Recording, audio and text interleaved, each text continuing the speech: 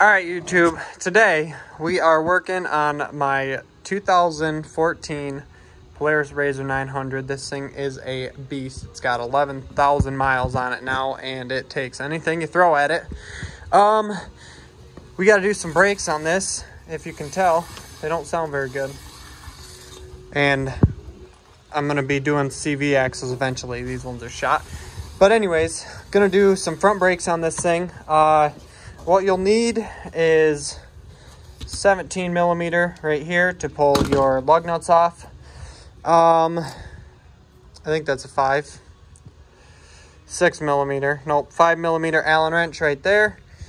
Hammer, maybe not. 15 millimeter. This is not a 15. This is a 19/32 because I couldn't find a 15, and then a 10 millimeter, which you don't really need.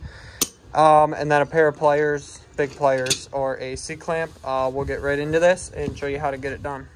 All right, so first you're gonna pop the tire off.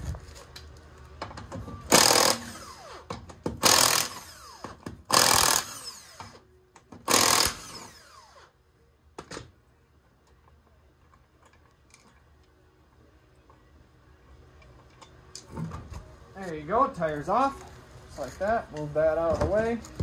Don't lose your lug nuts. Now, there is this mud kind of guard that goes over the RZR, or over the rotor, sorry. I like to pull this off just to make it a little easier to get in there. This is a 10 millimeter. You really don't have to pull this off, but I like to just because. Just makes it a little simpler to get in and everything. So you pull that off, and then switch your socket out to your 15 millimeter. Sorry for the shaky camera there. Trying to get the socket on here.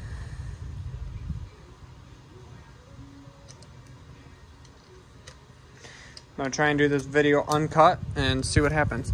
So you get your 15 millimeter right here. Break that loose. I heard Polaris recommends you change these bolts every time. Really don't think that's necessary, but so I'm not gonna do it. So you break them loose, you get your Allen wrench right here. And if you look back here, there is an Allen screw. It's like a Allen plug, basically. I like to take it all the way out. Don't lose it, you'll need it. Pull these bolts out, and then I'll show you where to go from there. All right, so you got the two bolts out that mount the rotor to the hub, the knuckle, really. You pull on this. As I said, you might need a hammer, but it came off pretty good. Depends on how much mud you got caked in there. And then these pins will push in, and then you should be able to slide these pads right out, which I'm gonna need to have two hands for this. All right, so sometimes these can be a pain in the butt right here. These two pins, they don't want to slide out in all the way because of the rubber. But what you're gonna do is, hopefully you can see this, you can push both sides at the same time, and then you'll get one side off, and then it basically falls off the other side. And then, as you can see, these brake pads are pretty much shot.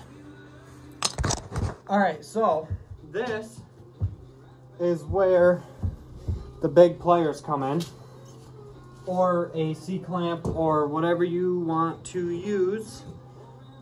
So what I do with something this small, actually, you're gonna want to pull this bracket right off, and these are pretty greased up, so I probably won't throw any grease on there. Normally I do, but you pop that off. It's nice when it comes off with one boot on the bracket and one boot on the caliper, because you know the way it goes. So what I do is I just go like this with the pliers, and you just push them down in there. Make sure the other one doesn't pop out, and then you go back to the other one here, and you push this one down in too. And then make sure they're both in there pretty much as far as they can go.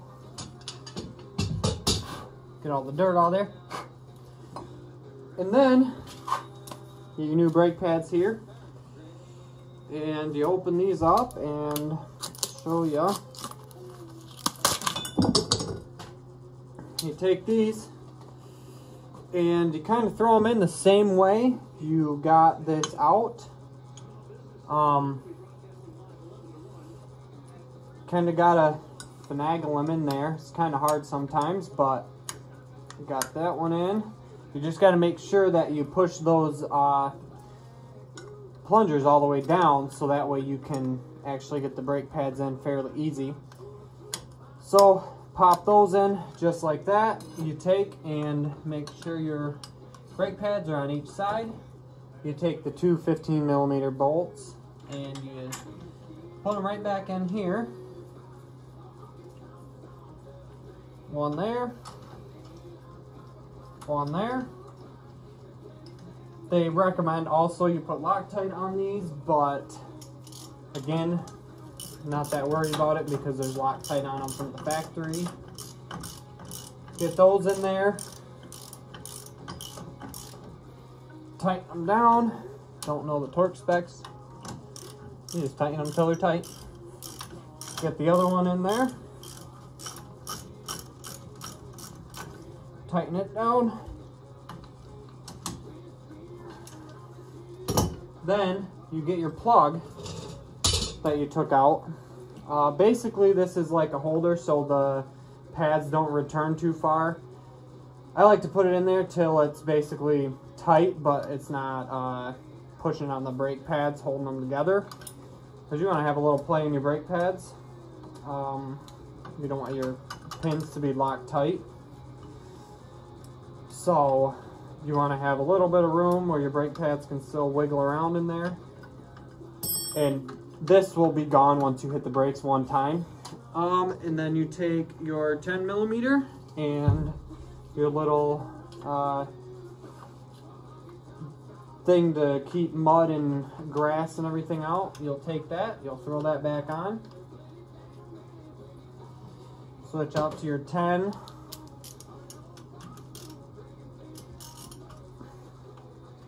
There, and there, and you tighten these guys back up.